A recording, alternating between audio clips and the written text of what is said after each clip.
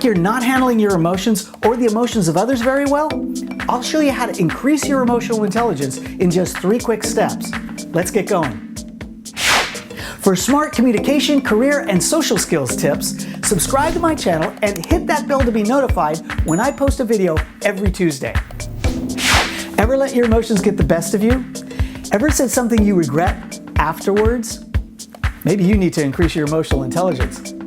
I'll give you 3 practical ways that you can manage your emotions and the emotions of others in this short video. I've been training others in communication skills in the corporate world over the past 20 years. Now I'm bringing my techniques direct to you. Stick with me to the end because I've got a tool I want to give you that will take your emotional intelligence skills to the next level, and it's free. Now let's get to it. Before we go anywhere, we've got to define emotional intelligence. Emotional intelligence is simply our ability to understand and be aware of our emotions and to use that data, that information, to guide our decisions. It's also our ability to do that same thing in other people, to understand their emotions and take that data, that information, and use it to help them manage their emotions as well. Now, within emotional intelligence, there are 4 separate skills or 4 competencies. There are 2 personal competencies and 2 social competencies.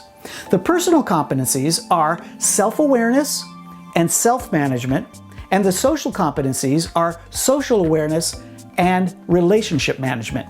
We're going to just deal with our self-awareness right here in this video. I want to give you 3 ways that you can become more aware of your own emotions and what those emotions are telling you. Okay, this first one is really important because it's sort of foundational. I call it building a vocabulary of emotion. You know, we live in a time where we've been sort of duped into thinking that we're supposed to, the great life or the effective life is one that thinks like the very computers, the very machines we work with, sort of devoid of emotion. And that's just not true. That's not life. So what we need to do is take a look at, can we define what emotional states we are in? As a matter of fact, I want to give you that as a pop quiz right now. How many emotions could you list on a piece of paper? Matter of fact, let's do that right now. I'll wait. List as many emotions as you can.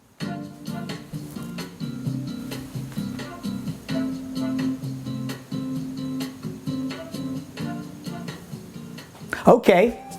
How many did you get? 3 or 4 or 5? That's pretty common. More than 5? You're pretty emotionally aware, but not many of us are there.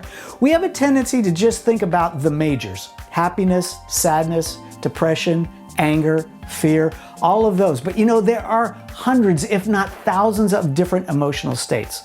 For example, if you don't have a large vocabulary of emotion, you're going to list everything the same way. You know, we tend to think we're depressed all the time. You know, maybe you're not depressed, maybe you're discouraged, maybe you're confused, or maybe you're just tired. If we don't have a vocabulary of emotion, we can't label it and explore it. So what I want you to do is increase your vocabulary of emotion. You could do this simple thing. Go to Google and Google list of emotions, and you'll get dozens of pages that have families of emotions. Emotions that come under one particular heading, like I just listed, like depression. Begin to become aware of the different feelings you have, the different emotional states you have. As you build a vocabulary of emotion, you'll be able to explore those emotions and therefore control those emotions when you see them rise up in yourself and when you see them rise up in others. So, how did you score on our quiz? Let me know how many emotions you listed in the comment box below. Okay, this next technique gets a little squishy. You ever say to yourself, I shouldn't be feeling this way? We all have that tendency. And by admitting that to ourselves, we short-circuit the emotional process. This next technique I call deeper in. And what I want to recommend you do is that you allow yourself to feel the emotion. Sit with the discomfort for a while. That's what I meant by it gets a little squishy. Sit with the discomfort. Feel it. Observe what it's doing in your body. Observe what it's doing to your mental state. With those observations comes a depth of understanding of what that emotion is trying to tell you. So what we have to do is journey all the way through the emotion so that we understand what the emotion is trying to tell us, all right? We've got to stifle that inner critic that says, I shouldn't be feeling this way. Sit with the emotion, go deeper in, and observe what that emotion is making you think and feel. Now, this last one I call simply triggers. Triggers are simply stimuli that produce consistent emotion. People, places, even things can be stimuli that produce an emotion in you. Fill in this blank for me. When I blank, I always react blank. Those will tell you what your triggers are. So you need to sit down and come up with 3 or 4 of these sentences that you fill out. When I blank, I always react blank. What's happening here is it's muscle memory at work. It's a trigger that sets off an emotion in you.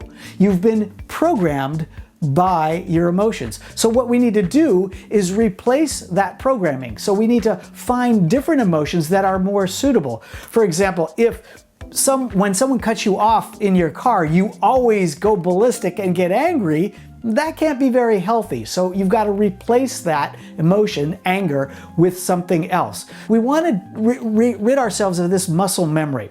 So we've got to change the sequence. So when I blank, I always react, and fill in the one that you always want to react with.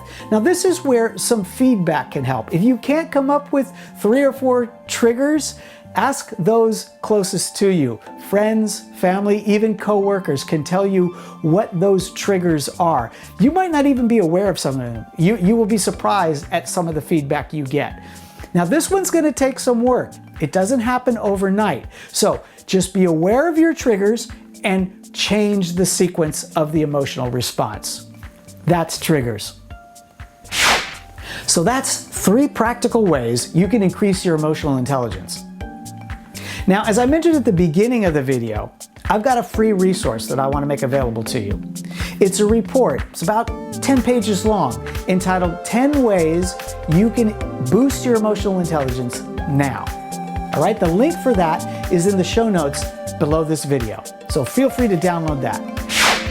Also, if you want to join our growing community of whole workers who love to develop their communication and social emotional skills, then join us on our Facebook page. A lot of conversation is taking place there.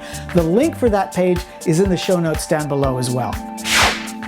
Also, if you want to take your EQ skills to the next level, I've got a complete online course. The link to that course description is in the notes below as well. If you like this video, please let me know by liking it, subscribe, and don't forget to hit that bell so that you get notified every time I post a new video. And please, feel free to share this channel with your friends. And comment with the word helpful if you found it helpful. I'm Paul Pichot with Whole Worker. Thanks for watching.